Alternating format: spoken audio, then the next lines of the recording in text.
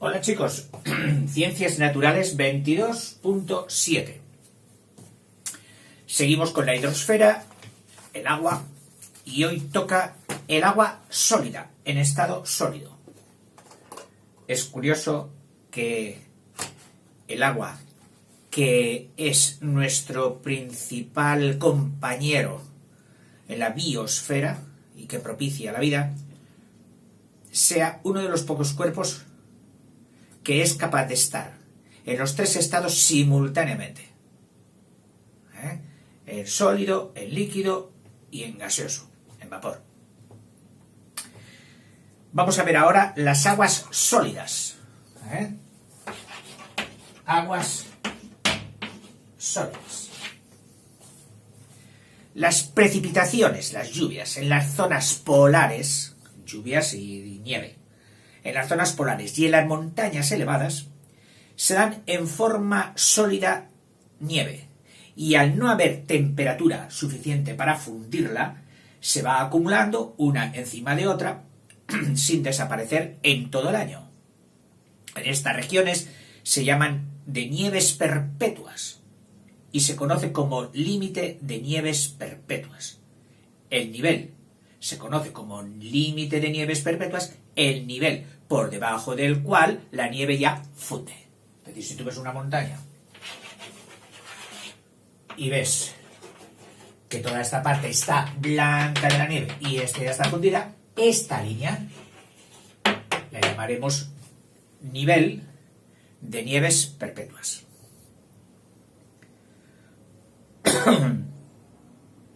Su altitud es muy elevada, este nivel, en las regiones ecuatoriales, donde hace calor. Aquí hay calor. Esta zona estará muy elevada, es decir, tendrá que ser pues, en alturas altísimas, donde está la nieve. Cosa que en climas fuera del Ecuador, clima templado, o norte, entonces ya esta línea de nieves perpetuas estará bastante más baja. Es algo totalmente lógico. Por efecto de la gran presión, y bueno, no digamos en las zonas polares, donde ya prácticamente esta línea de nieve se encuentra a nivel del mar, porque en la playa ya todo es nieve. Por efecto de la gran presión de las capas superficiales, es decir, todas las capas de nieve que han caído encima de estas ejercen presión sobre ella, la aplastan. Dice, por efecto de la gran presión de las capas superficiales, la nieve se transforma en una masa compacta. Es como cuando tú coges una bola, coges nieve y dices, voy a hacer una bola. ¿Qué haces? La compactas. Presionas. Bueno, pues esto es lo que hacen las capas superiores a las inferiores. Y forma una masa compacta y granulosa. Ya no se aprecia el copo con aquella forma hexagonal tan bonita. No. Ahora si cogemos un trozo de nieve de aquí y lo partimos, observamos gránulos, como si fueran compuestos de sal, salinos. Gránulos.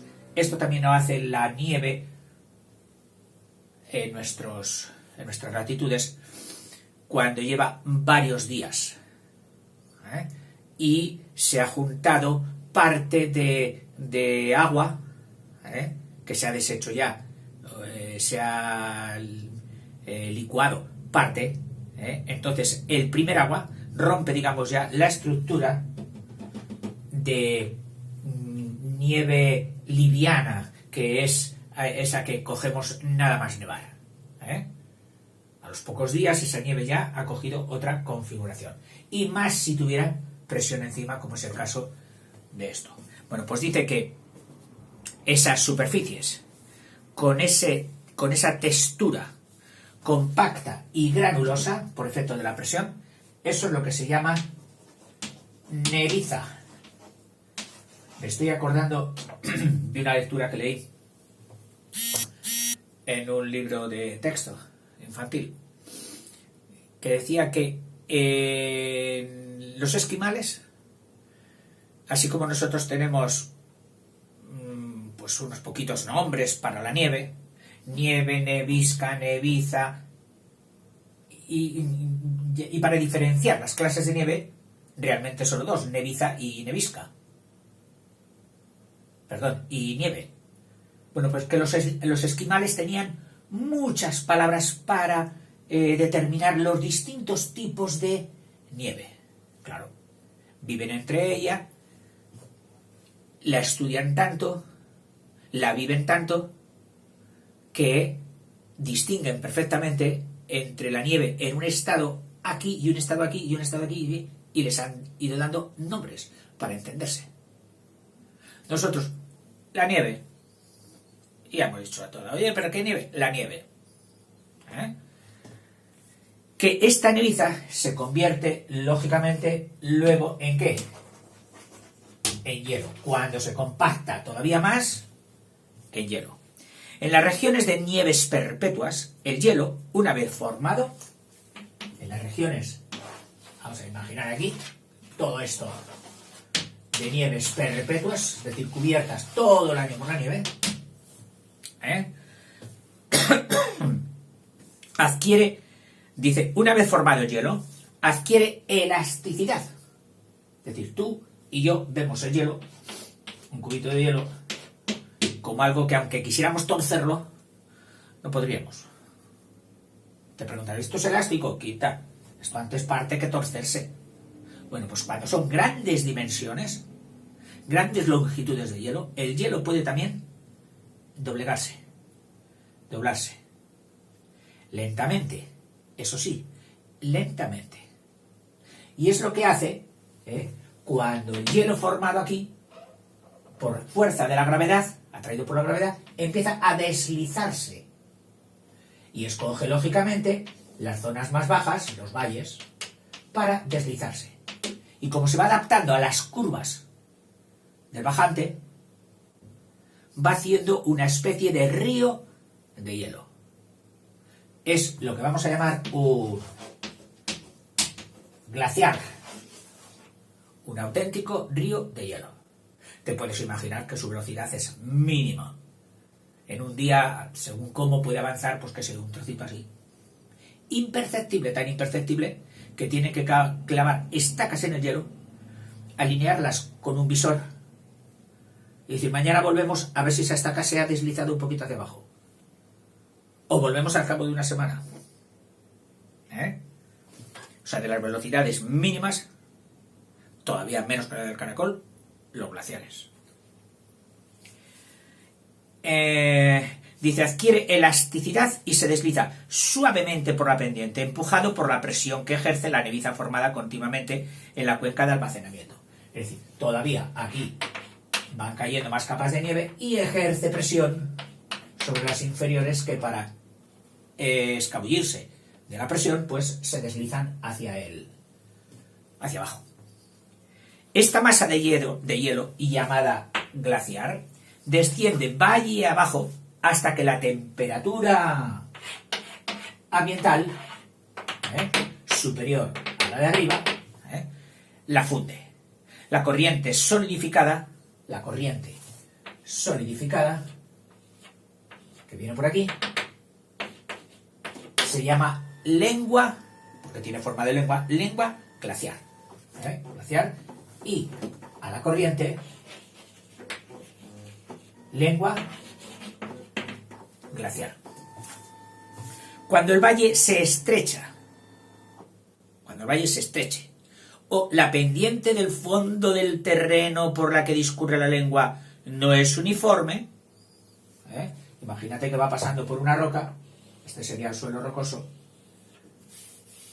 y la lengua viene por aquí, el hielo, el glaciar, viene por aquí, va avanzando, claro, al llegar aquí es tanto el torcimiento que se le exige que se resquebraja y aparecen grietas. Imagínate lo que sería caerse por una. Si alguna vez tuviéramos que andar por encima de un glaciar, habría que tener un máximo cuidado.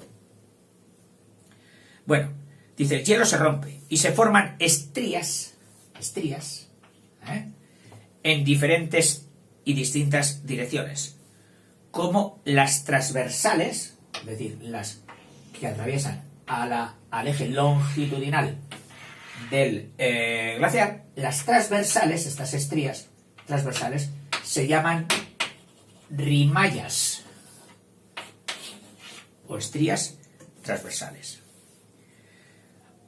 Pasamos a la glaciación. A ver qué se entiende por glaciación. Glass es hielo. Entonces, glaciación, vamos a ver. Dice, la acción geológica del hielo, que comprende los fenómenos ya conocidos de, como siempre, erosión, transporte y sedimentación. Si es el hielo el que lo hace, todo esto es lo que llamamos glaciación. Y los efectos resultantes de estos procesos sobre la superficie se conocen con el nombre general de glaciación. La fricción. Friccionar es rozar. Aquí está el suelo rocoso por donde va a bajar el glaciar. Entonces, el hielo, al bajar, roza la roca. Roza o la fricciona. Friccionar es lo mismo que rascar. La fricción del hielo sobre el suelo y contra las paredes del valle o del circo que se forma, porque a veces se forman como auténticos circos, ya veremos por qué, determina distintas velocidades en cada zona del glaciar. Es decir, habrá unas zonas donde hay mucha fricción porque las piedras todavía no están del todo limadas, que acabarán limándolas, pero bueno, todavía están escabrosas. Entonces por ahí al glaciar le cuesta andar, va muy lentamente. Cosa que cuando esto estuviera liso, iría... ¿De qué depende también? Pues de la inclinación o pendiente del glaciar. Lo mismo de la superficie más o menos abrupta de las paredes y de las barreras que se hayan podido hacer con sus propios arrastres de piedras, que a veces se forman una especie de barreras y le impiden avanzar, es decir, le restan velocidad.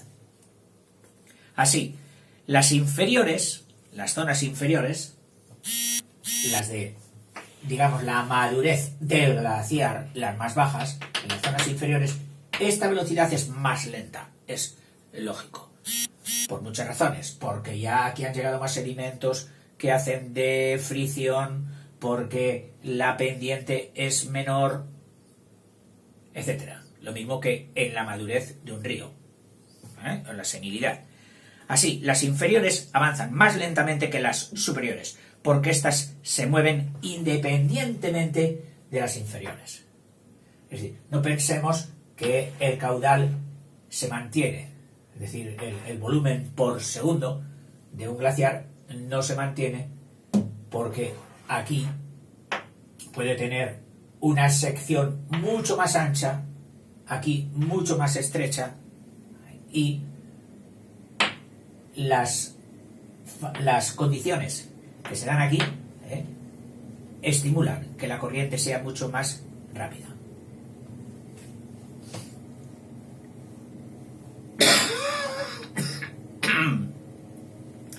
La destrucción de las rocas por los glaciares, es decir, la destrucción de las rocas del valle por los glaciares, depende de la velocidad, de la pendiente, de la cantidad de hielo y los materiales que éste transporta.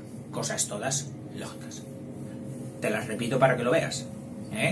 Cuando un glaciar hará más mella, friccionará más, rascará más en las rocas, pues estos conceptos. Primero, cuanto mayor sea la pendiente, cuanto mayor sea la cantidad de hielo o caudal, cuanto mayores sean los materiales que éste está arrastrando y transportando.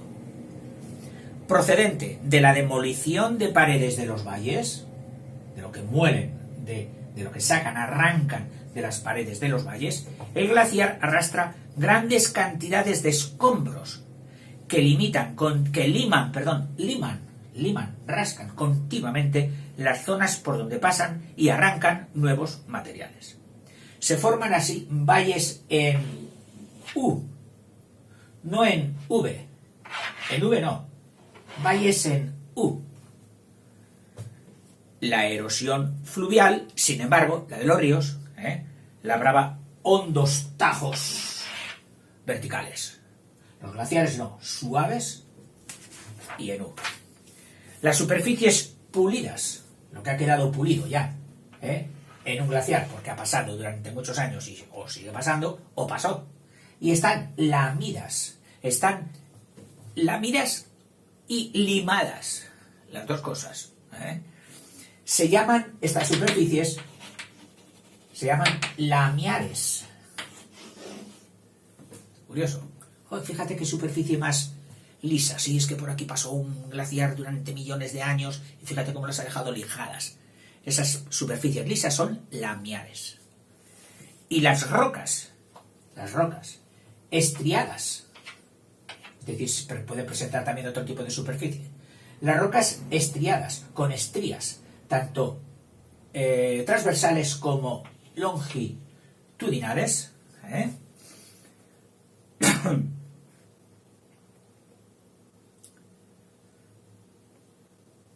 estriadas unas y aborregadas otras. ¿Qué significa aborregadas?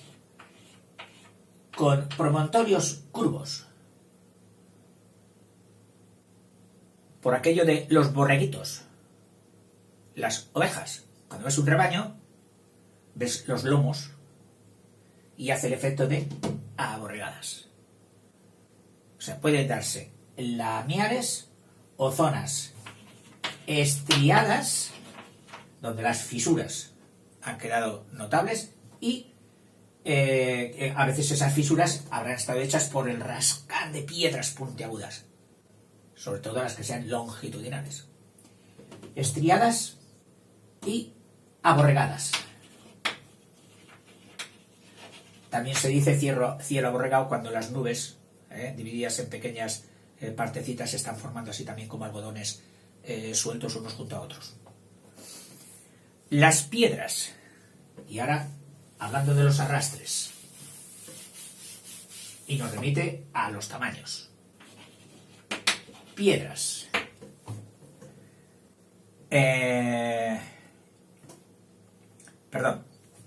Cantos. Gravas.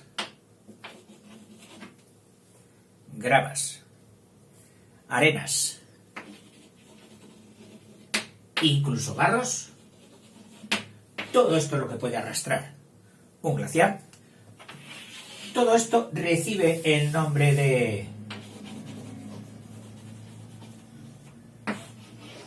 morrena, que es una palabra que significa sobresaliente, es decir, como un montón.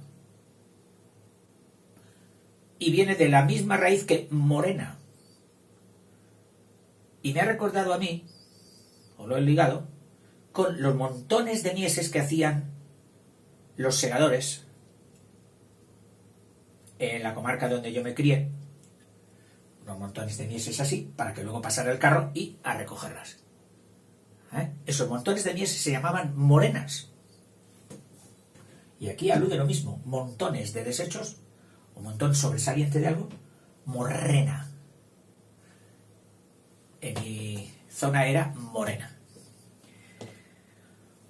Y según la posición que ocupan en el glaciar, pues se llaman morrenas de fondo, si están en la parte más honda, y por el centro, morrenas, vamos a pintar el valle en U del glaciar en sección, y entonces la morrena de fondo, el arrastre de piedras estaría aquí. Otras, donde el glaciar llega, las laterales, estas morrenas o piedras de arrastre, estarían aquí, que son las que van cayendo de las proximidades de las paredes y se van quedando en esta zona. Igual en esta. O sea, morrena de fondo, morrenas laterales. Y morrena frontal, esta sería pues el conjunto de piedras que va como empujando, pero ya atrapadas por la lengua, pero van en cabecera. Las del frente, con las que abre paso. Los grandes bloques de piedra, que a veces caen. Puede desprenderse un gran bloque de piedra y ¡puf!, ha caído aquí. Empieza estando aquí, encima del hielo, y por un efecto de presión, el agua, el hielo, si tú lo presionas, le estás diciendo que ocupe menos. Claro. Y entonces ella dice, yo sé cómo ocupar menos. ¿Cómo? Haciéndome líquida. Pero mira que aquí hay una temperatura muy baja, no podrás hacerte líquida. Dice, hombre, todo depende de lo que tú me presiones. Si tú me presionas mucho, por más frío que haga, yo quiero ocupar menos volumen que tú me exiges, y yo haré en la parte que tú me presionas, en la parte de contacto, me diluiré, me licuaré. Y al licuarme, esa piedra se irá hundiendo poco a poco.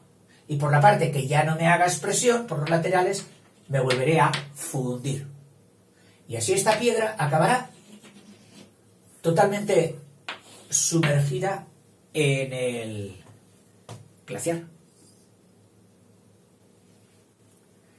Estas piedras grandes se llaman cantos errantes. Pero no les llaman errantes, sino cantos erráticos.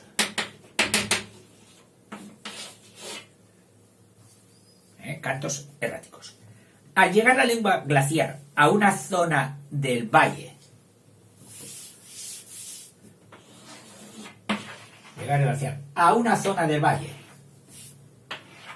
esta zona ya, donde la temperatura es mayor, ¿qué le ocurrirá? Se funde. ¿Originando qué? Pues ríos, si son menores, torrentes, y al hacerlo abandona los materiales que ha arrastrado, que él con su masa sólida podía empujar, pero el líquido ya no puede empujarlos por su peso y se quedan aquí.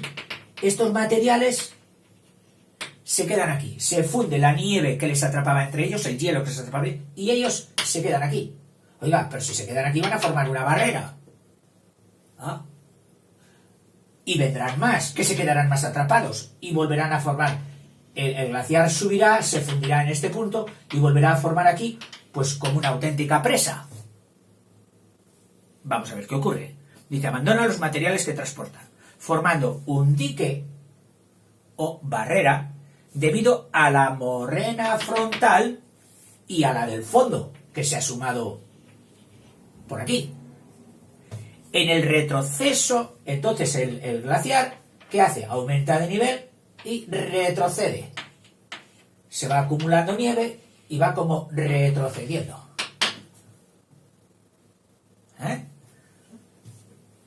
El retroceso del glaciar se reproduce este fenómeno de trecho en trecho.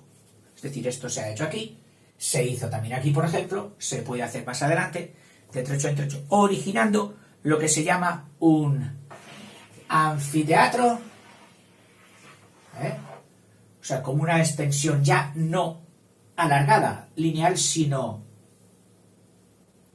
ensanchada en formas circulares o elipsoides, formando un anfiteatro.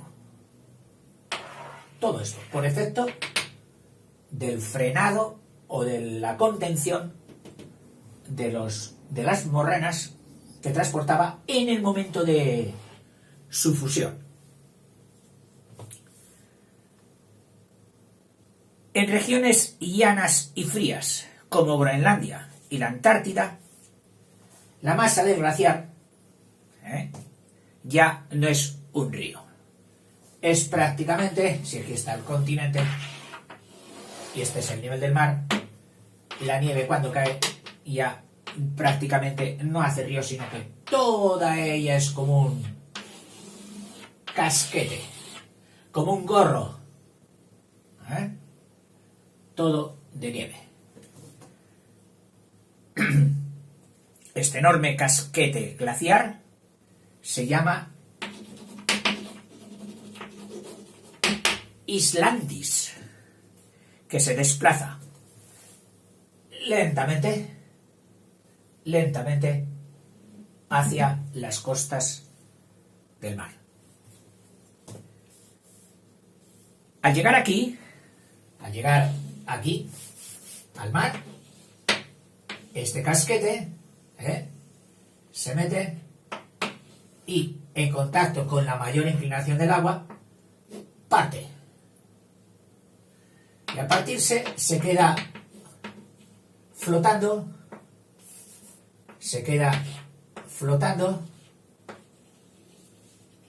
Oiga, ¿por qué lo coloca usted de pie? Porque tiende a sumergirse. Pero la diferencia de densidad del hielo al agua le deja asomar todavía un poquito. Es decir, es como un corcho, pero muy pesado, que asoma muy poquito. Este poquito aproximadamente es entre 1/9 y 1/10 de todo lo que hay por dentro. Estos son los famosos icebergs. Enormes, de forma que un barco grande, pues podemos verle de un tamaño así.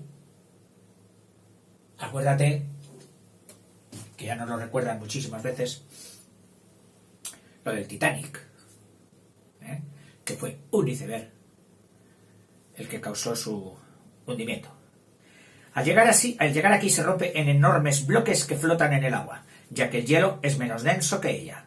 Así se forman los icebergs o témpanos de hielo que flotan a la deriva, constituyendo un gran peligro para las embarcaciones. Bueno, hacemos un altito y continuamos en otro. Hasta luego.